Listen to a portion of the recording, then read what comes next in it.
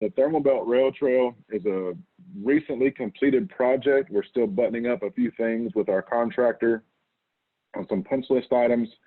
But this was a project that started over 4 years ago between 4 jurisdictions and Rutherford County. It's 13.5 miles, 12 foot wide. Again, 4 municipalities and Rutherford County, all partners at the table. Somebody made a mention before about kind of formalizing what your partnerships were. So the Thermal Belt Rail Trail was a rail trail conversion. The tracks actually circumvented the border between Rutherfordton and Spindale, and then went into Forest City and goes outside of Forest City into the county, and then northward all the way up to unincorporated area of Gilkey. Where it comes down from Gilkey into Rutherfordton is actually part of the Over Mountain Victory Trail, and that is already a certified section of the Over Mountain Victory Trail, and then it will turn and go into Rutherfordton.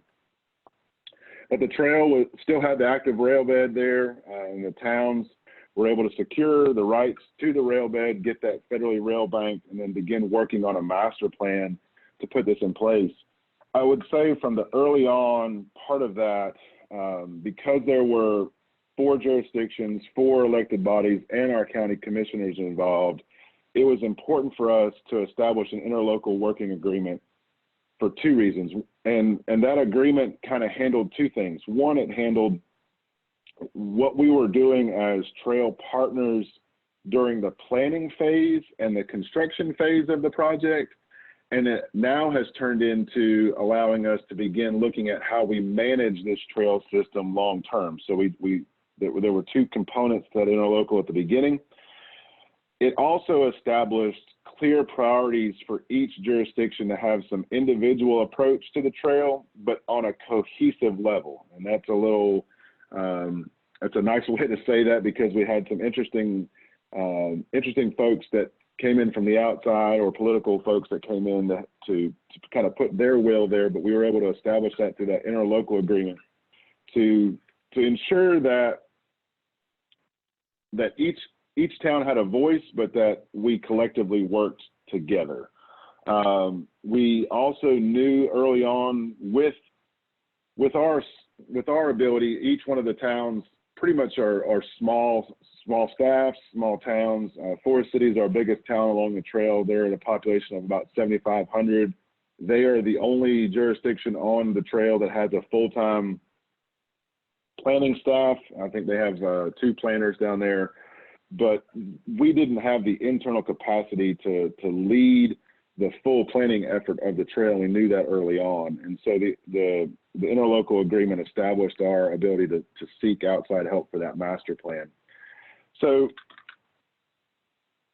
as we did that and worked through this process, we were able to, again, I think the biggest thing here was keeping the communication level high between the groups. So we met, and that interlocal agreement established a five-person kind of internal executive board.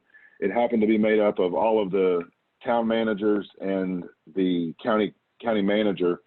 So we met on a monthly basis, with the only topic being the Thermal Belt Rail Trail. Now, those meetings would get large with attorneys, they would get large with consultants and other staff, political staff, but the intention of that meeting on a monthly basis was solely Thermal Belt Rail Trail. And so it allowed us to focus in there, but moreover, it allowed us to communicate back to our respective jurisdictions, communicating back to our local boards to keep them up to date about what was going on, progress that was going on, and to work with our individual funders to talk about what this trail was, where we were in the planning process, where we were in the master planning process.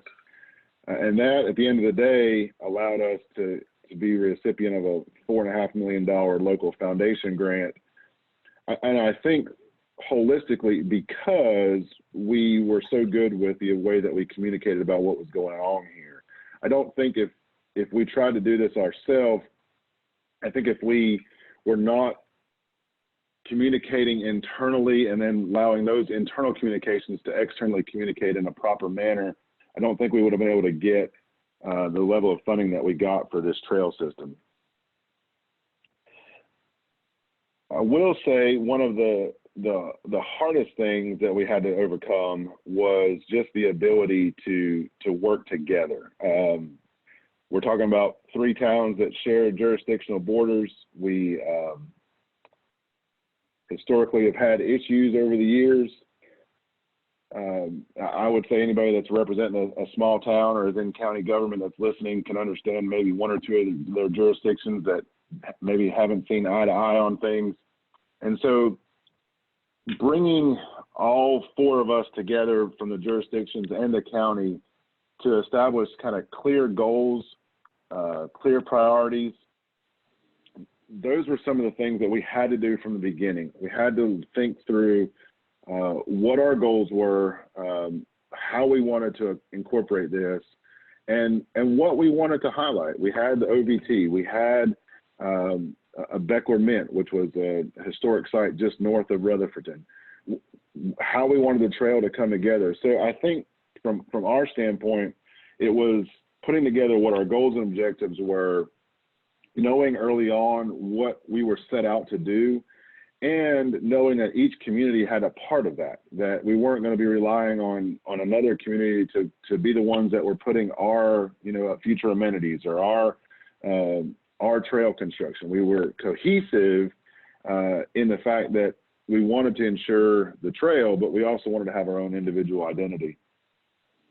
Even though we knew it would be a long shot for this master plan to have part of funding because of the overall scope of the project and for the sheer amount of the cost,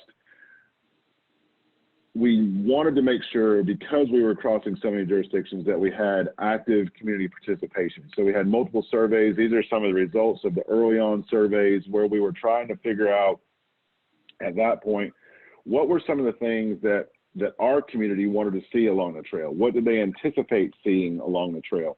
What were they already using, and what were some of the feedback that they got from those? How did they anticipate using the trail? Do they live far enough where they can walk to the trail? Do they think it would be something that would be one of the beginning things that you had at the beginning of this was a contingent of folks that wanted to see horseback riding on the trail. And so we were able to, through some of these community participation, show that wasn't something that was high populace. What we had was a low population of people with a big voice in front of our 5 jurisdiction leaders, going to all the town council meetings asking for horseback riding. And what we showed was that was a small contingent of folks. And so the public participation actually helps through that public process of making sure that each community was represented. The other part of it was that we were able to kind of see some of the amenities that people wanted and be able to put those amenities into our master plan, whether it be restrooms, the parking, the signage, fitness equipment.